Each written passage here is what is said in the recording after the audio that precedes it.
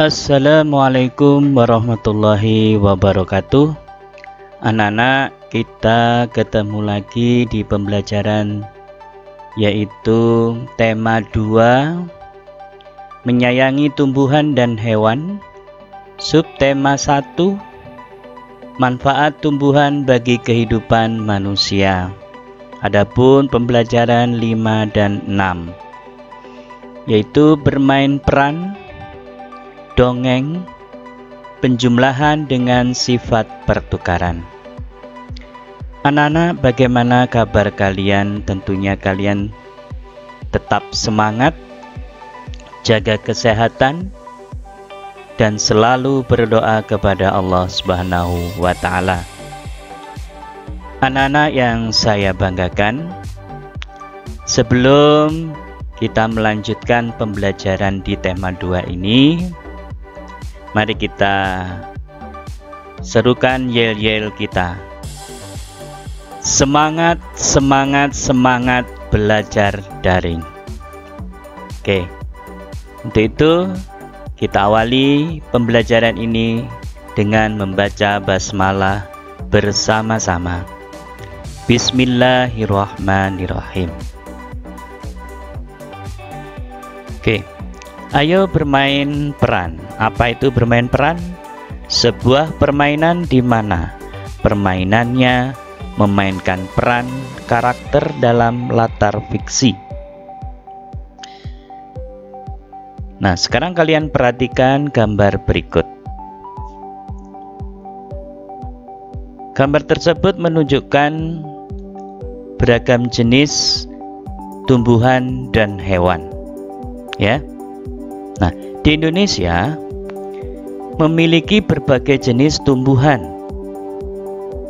Ada berbagai jenis sayuran, buah, tanaman obat, dan tanaman hias. Nah, tanaman hias ini terdiri dari berbagai jenis tanaman, yaitu tanaman berbunga maupun tanaman tidak berbunga. Tanaman hias dimanfaatkan untuk menghias taman-taman, rumah, kantor, dan tempat umum. Nah, anak-anak masih ingat dengan dongeng yang kemarin di pembelajaran 4, yaitu tentang bunga melati yang baik hati. Nah, anak-anak sekalian, sekarang kita lanjutkan tentang pesan yang terkandung dalam dongeng tersebut. Pesan yang terkandung dalam dongeng tersebut adalah yang disebut dengan amanat. Ya, amanat. Pesan yang terkandung dalam dongeng dibuat oleh penulis atau pengarang dongeng. Pesan dalam dongeng mengandung pesan moral atau kebaikan. Pesan atau amanat adalah salah satu unsur intrinsik dongeng. Nah, anak-anak tentunya nanti bisa mendongeng sendiri, ya, dengan menggunakan imajinasi kalian masing-masing. Oke.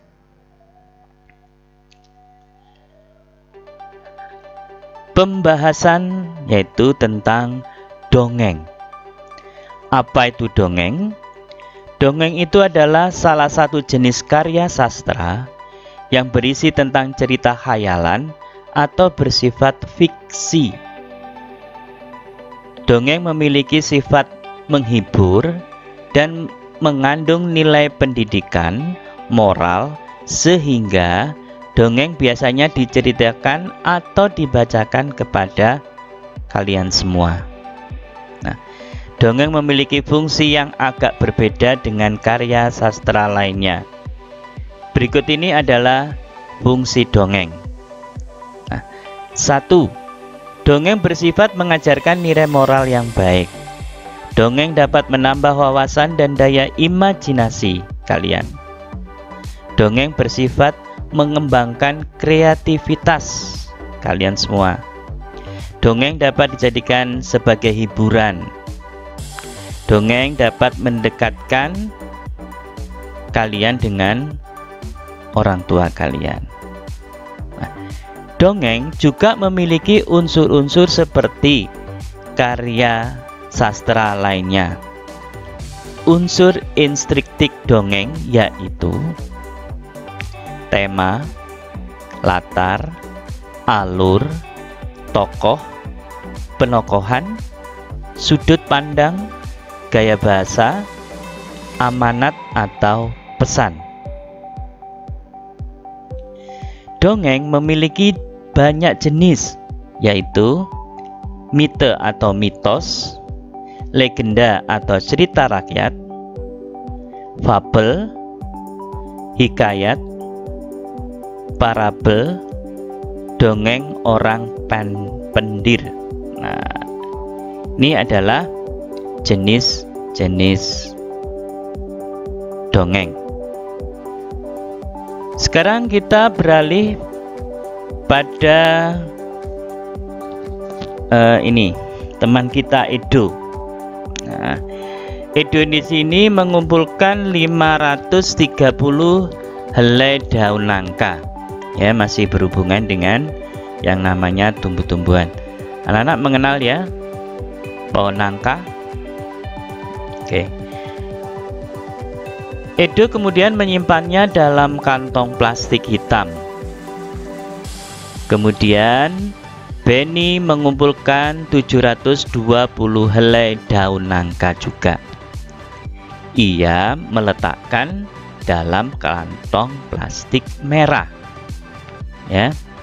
Jadi Edo itu mengumpulkan 530 helai daun nangka, dimasukkan di dalam kantong plastik warna hitam. Kemudian Benny mengumpulkan 720 helai, dimasukkan pada kantong plastik merah. Nah, berapakah jumlah daun yang dikumpulkan Edo dan Benny? Nah, berapa dulu yang kita tulis? 720 atau 530? Tentunya yang awal dulu, yaitu 530, baru ditambah dengan miliknya Benny, yaitu 720. 530 ditambah 720 sama dengan 1250.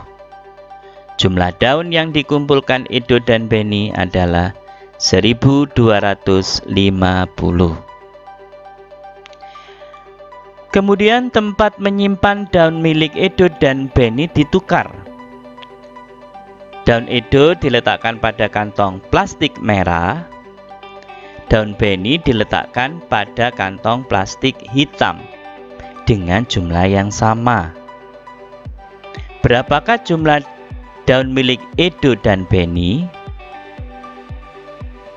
Nah, kita tulis dulu yang mana? 720 ditambah dengan 530 sama dengan 1250.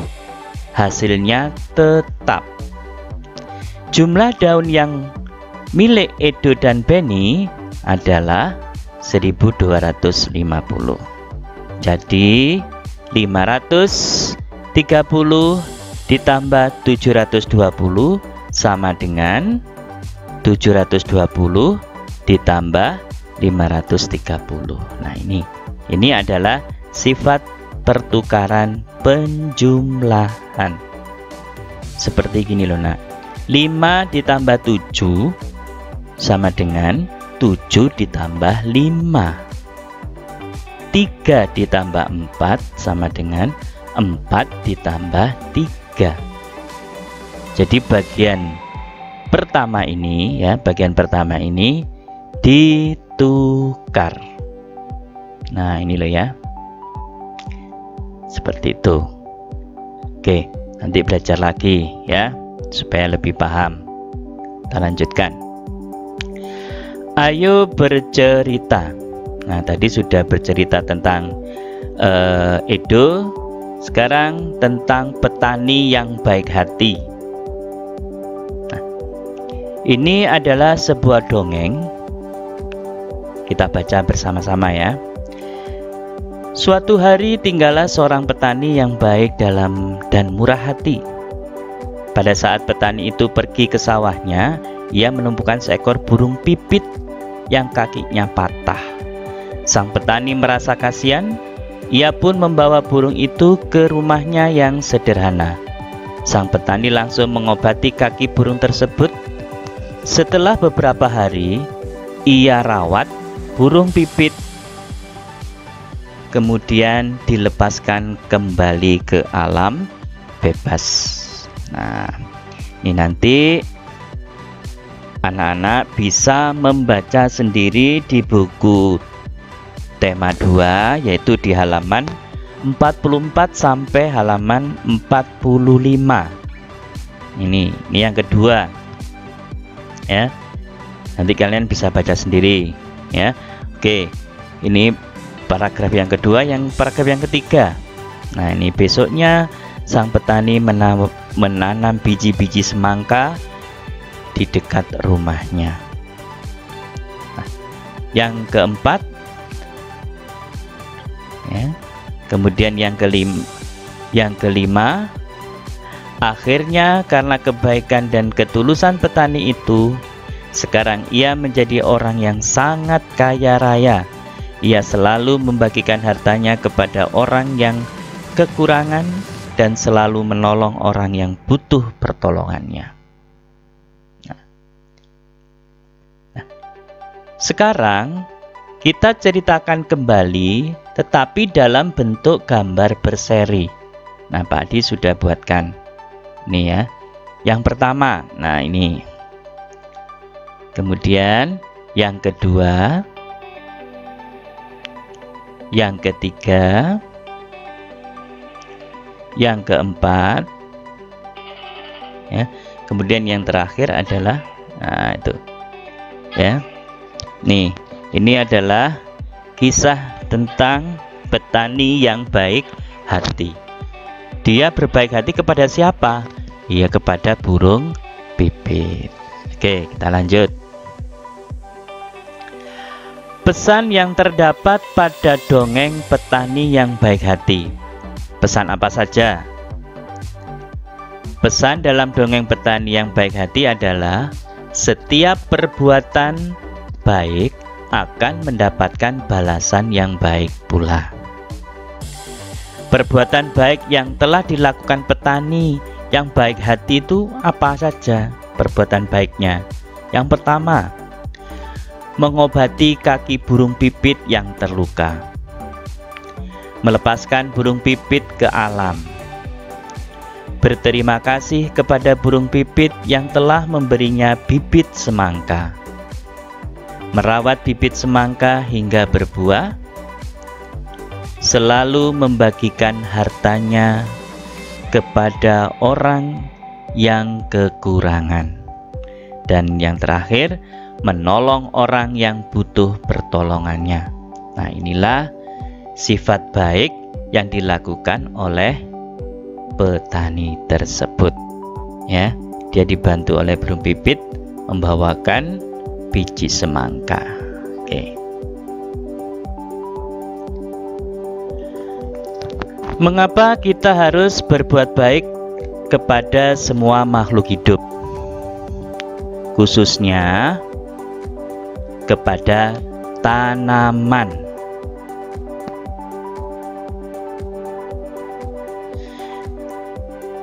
Kita harus berbuat baik kepada tanaman karena tanaman adalah salah satu makhluk hidup.